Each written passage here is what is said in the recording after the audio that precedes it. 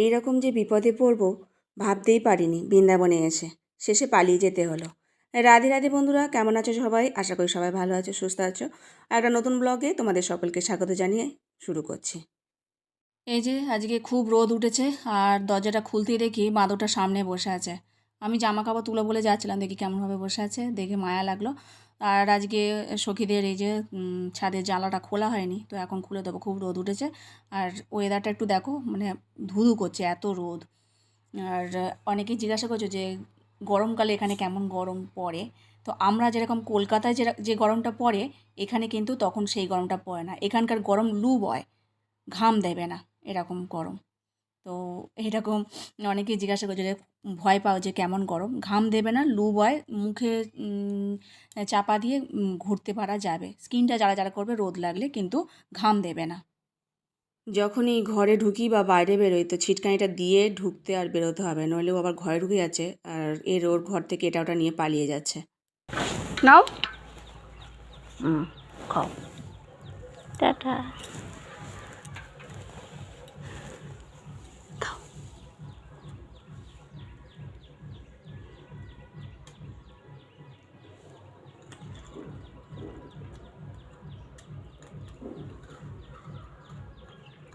ও মনে বিস্কুটটা অতটা পছন্দ করে না, দেখেছি। যখনই বিস্কুট দিই ও ঠিকমতো খায় না। খেতে হয় বলে খাচ্ছে, জানি না, বিস্কুটটা ঠিক পছন্দ করে না। হয়তো শক্ত বলে, মজমজে বলে ওর ভালো লাগে না। তো ওই দিয়ে এখন রান্না বসিয়েছি আমি। আর একদিকে অন্ন বসিয়ে দিয়েছি আর সবজিটা বসাবো। দরজাটা দিয়ে ও আবার নাহলে ঘরে ঢুকে যাবে। সেদিনকে দেখি রান্না করতে করতে মানে দরজাটা ছিটকিনিটা দিইনি, ও ভেজানো ছিল, ও আবার ঢুকে আর রান্নাঘরে ঢুকছে। তোমরা দেখেছিলে আমি আলু আর কচু ছাড়াচ্ছিলাম আগের দিনের ভিডিও, আর চাল ভিজিয়ে রেখেছিলাম, এটা তারপর থেকে ভিডিওটা। আলু আর কচুটা একটু সেদ্ধ করে নেবো ওই অন্নের মধ্যে দিয়ে, তবে একটু লবণ মাখিয়ে রাখছি। খানিক্ষণ পর অন্নের মধ্যে দিয়ে দেবো, তারপরে হালকা একটু সেদ্ধ হলে তুলে নেবো। আর লবণটা মাখিয়ে রাখলে নরম হয়ে যায়, আরও তাড়াতাড়ি হয়ে যাবে। আর ওই রাইস কুকারের মধ্যে দিয়ে দেবো। একটা পাথর জোগাড় করেছি আর সেটাকে ভালো করে ধুয়ে নিয়েছি। ধুয়ে নিয়ে মশলা করার জন্য ব্যবহার করছি।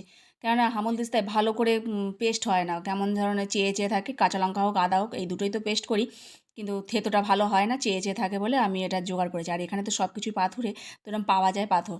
তো আমি সেটাকেই রাস্তা থেকে কুড়িয়ে নিয়ে এসে ভালো করে ধুয়ে নিয়ে আর এই পেস্ট করছি, মশলা থেতো করছি। তো বেশ ভালোই হচ্ছে দেখছি। শিলনোড়াও ঠিক মানে এখানকার অতটা ভালো পাওয়া যায় না। তো দেখি এটাই বেশ ভালো হচ্ছে আর মশলা করতে সুবিধা। আলু আর কচুটা রাইস কুকারের মধ্যে দিয়েছিলাম, সেটা সেদ্ধ হয়ে গেছে, তুলে নিয়ে আর হালকা সেদ্ধ করেছি।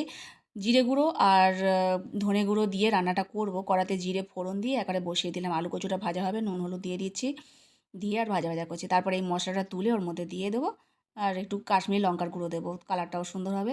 সকাল থেকে দেখছি মানে গ্যাসটা কেমন একটু গন্ধ বেরোচ্ছে, মানে যখনই ব্যবহার করতে যাচ্ছি। আর নইলে নিচটা অফ করে রাখছি। যখন গেছিলাম তখন তো বন্ধ করে চলে গেছিলাম, কিন্তু এসে খোলার পর থেকে দেখছি একটু গন্ধ বেরোচ্ছে। আর রাইস কুকারে যে অন্নটা বসিয়ে দিয়েছি, জল ছিল না, আবার একটু জল দিলাম, ওটা ফুটুক, তারপরে নামাবো। এই যে বন্ধুরা, গ্যাস অফ করে পালিয়ে গেছি। হঠাৎ করে দেখি খুব জোরে করে আওয়াজ হচ্ছে নিচ থেকে। গ্যাস এত জোরে লিক করছে, তো ভয় পেয়ে গেছি আমি। তাড়াতাড়ি করে গ্যাসটা অফ করে নব বন্ধ করে আর এই ভিজে কাপড় গ্যাসের মাথার উপর চাপা দিয়ে আর পালিয়ে গেছি। ভয় না লাগে এরকম গ্যাস জ্বলছে আর তার মধ্যে নিচে এরকম যদি আওয়াজ হয়, গ্যাস বেরোয়, তো কেমন লাগবে। আর এদিকে রান্না হয়নি, মানে আলু কচুটা দেখলাম সেদ্ধ হয়েছে, কিন্তু রান্নাটা ভালো হয়নি। তো এই অফ করে দিয়েছি। বারবার চেষ্টা করলাম খুলে লাগাবার, দেখছি সেই একইভাবে গ্যাস বেরোচ্ছে আর ভয় করছে। একা একা কী করবো আর, এই রান্না যেমন হয়েছে তেমনই। ভাগ্যিস আমি জিরে ফোড়ন দিয়ে রান্নাটা বসিয়েছিলাম, হয়ে গেছে। সমস্যা কি করব, তো একবারে অফ করে রেখে দিয়েছি আর এটাকে ফোটাবো না।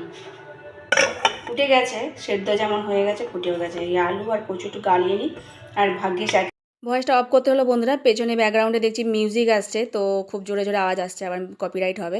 আর আলুটা সেদ্ধ হয়ে গেছে, কচুটাও সেদ্ধ হয়ে গেছে ভাগ্যিস। আর ফোড়ন দিয়ে বসিয়েছিলাম, তো ওই আর একটু ঝোলটা মারলে হতো, কিন্তু আর হলো না। আলু কচু গালিয়ে নিচ্ছি, এটাকেই নামিয়ে নিচ্ছি, তারপর ভগবানকে সেবা দিয়ে প্রসাদ পাবো। তাড়াহুড়ো করে এই রান্না করলাম আর পুরো অফ করে গেছি। দেখি প্রভুজিকে বলি কি করে, মিস্ত্রিকে যদি বলে।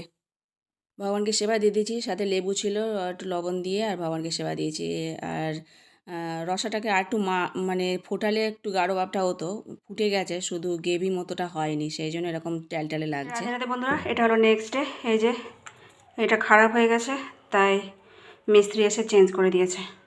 নতুন একটা নব আবার লাগাতে হলো। এই সাইড দিয়ে গ্যাস লিক করছিল।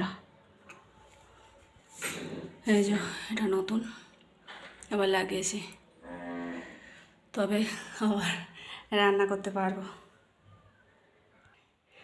সকালবেলা দিকে ঠান্ডা পড়ে, বেলার দিকে আবার গরম পড়ে, তাই জন্য সোয়েটার সকালবেলা পরাতে হয়, আবার বেলার দিকে খুলে দেবো। তাহলে আজকের মধ্যে ভিডিওটা এখানে শেষ করছি, দেখা হবে পরেরটা নতুন ভিডিওতে। সবাই ভালো থেকো, সুস্থ থেকো। হরে কৃষ্ণ।